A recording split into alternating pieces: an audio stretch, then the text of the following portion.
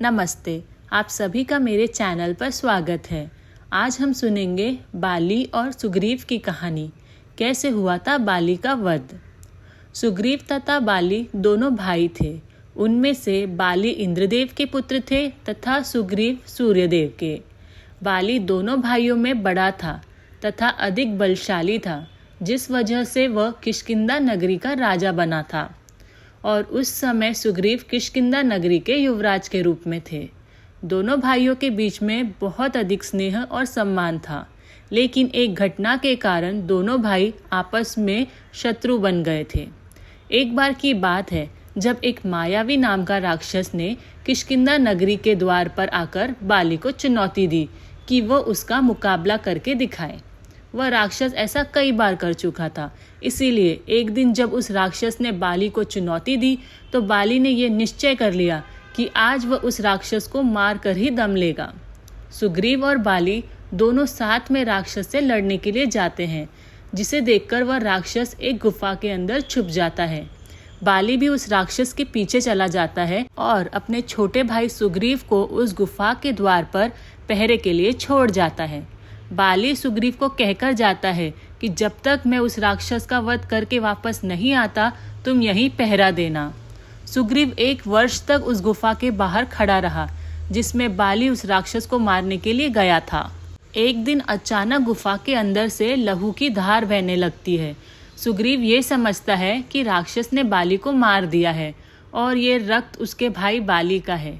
यही सोचकर सुग्रीव एक बहुत बड़ा पत्थर सरकाकर उस गुफा के मुख पर फंसा देता है, ताकि वो राक्षस भी बाहर ना निकल पाए, और बाली की मृत्यु की खबर किष्किंधा जाकर सुनाता है। राजा बाली की मृत्यु के बाद उसके छोटे भाई सुग्रीव को किष्किंधा का राजा बनाया जाता है। कुछ ही समय बाद एक दिन बाली अचानक लौट आता है। वो ये समझता है कि सुग्रीव ने राजा बनने के लिए जानबूझकर उसे गुफा में कैद कर दिया था और उसकी मौत की झूठी खबर फैला दी। इसीलिए बाली ने सुग्रीव को बहुत मारा और उसे राज्य से लात मारकर निकाल दिया। उसकी पत्नी को अपने अधीन कर लिया तथा उसके प्रिय लोगों को कैद कर लिया। तभी से ही बाली तथा सुग्रीव आपस में शत्रु बन गए। बाली और सुग्रीव की शत्रुता की कथा सुनकर श्री राम सुग्रीव से कहते हैं कि धिक्कार है ऐसे पुरुष पर जिसने पुत्री के समान अपने छोटे भाई की पत्नी को अपने अधीन किया है। तुम कल जाकर अपने भाई बाली को युद्ध के लिए ललकारो और मैं अपने बाणों द्वारा उस पापी बाली का अंत कर दूंगा। अगले ही दिन सुग्रीव जाकर बाली को युद्ध के लिए ललकारता है। ललकार सुनकर बाली बाहर आता है और क्रोधवश गरज कर कहता है, तू फिर आ गया, आज तेरा काल निकट है।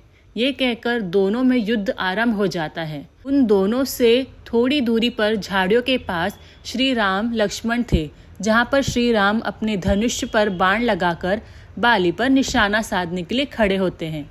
थोड़ी देर लड़ने के बाद ही बाली सुग्रीव पर भारी पड़ने लगता है, क्योंकि बाली को ब्रह्मदेव से वरदान प्राप्त था कि युद्ध भूमि में जो भी शत्रु उसके सामने खड़ा होगा, उसकी आदि शक्ति उसके अंदर समा जाएगी। अपने इसी वरदान के कारण ही बाली अपने सारे शत्रुओं को हराने में सफल हो पाता था। इसी वजह से सुग्रीव बाली के सामने कमजोर पड़ने लगा। वह श्रीराम के बाली पर बाण चलाने की प्रतीक्षा करने लगा, लेकिन वह देखता है कि श्रीराम ने बाली पर बाण नहीं चलाया, और जैसे ही बाली उसे मारने वाला था, सुग्रीव अपनी जान छुड़ाकर वहां से भाग लेता है। बाली भी उसे धिक्कार कर वापस लौट जाता है। जब श्री राम लक्ष्मण सुग्रीव के पास उसका हाल जानने के लिए पहुंचते हैं, तब सुग्रीव श्री राम से शिकायत करता है कि आपने मेरे साथ छल किया है। जब मैं बाली से युद्ध कर रहा था, तब आपने बाण क्यों नहीं चलाया? यदि मैं थोड़ी देर और उसके साथ लड़ता तो अपने प्राणों से हाथ धो बैठता। तब श्री राम सुग्रीव को समझाते हुए कहते हैं कि हे मित्र, आपकी शिकायत उचित है, लेकिन आप और बाली दोनों सगे भाई हैं, जिससे आप दोनों का रंग, रूप, वेशभूषा एक जैसी है। इसीलिए मैं आप में और बाली में भेद नहीं कर पाया, और इसी भय के कारण कि कहीं मेरा बाण बाली के स्थान पर आपको ना लग जाए, तो मैंने बाण नहीं चलाया। इसीलिए अब तुम दोबारा बाली को युद्ध के लिए ललकारो, लेकिन इस बार तुम ये फूलों की माला पहन कर जाओ, ताकि हमें तुम्हारी पहचान हो सके। कुछ ही समय बाद सुग्रीव बाली के दरबार पर जाके उसे फिर से ललकारता है। सुग्रीव की ललकार सुनकर बाली आग बबूला होकर निकलता है और बोलता है, आज तुझे मेरे हाथों से कोई नहीं बचा सकता। दोनों में फिर से युद्ध शुरू हो जाता है। जैसे सबको पता है बाली सुग्रीव से अधिक बलवान है, इसीलिए वह फिर सुग्रीव पर भारी पड़ने लगता है। जब बाली अपने गदा के प्रहार से सुग्रीव का अंत करने ही वाला था, श्री राम अपना बाण बाली पर चला देते हैं। बाण लगते ही बाली वहीं पर गिर जाता है और चिल्लाने लगता है कि मेरे साथ छल हुआ है। कौन है वो कायर जिसने छुपकर ये पाप किया है, मेरे सामने आए। तब श्री राम और लक्ष्मण बाली के सामने जाते हैं, जिन्हें देखकर बाली उनसे शिकायत करता है कि तुमने छुपकर मुझ पर बाण चलाया है, तुमने मेरे साथ अन्याय किया है।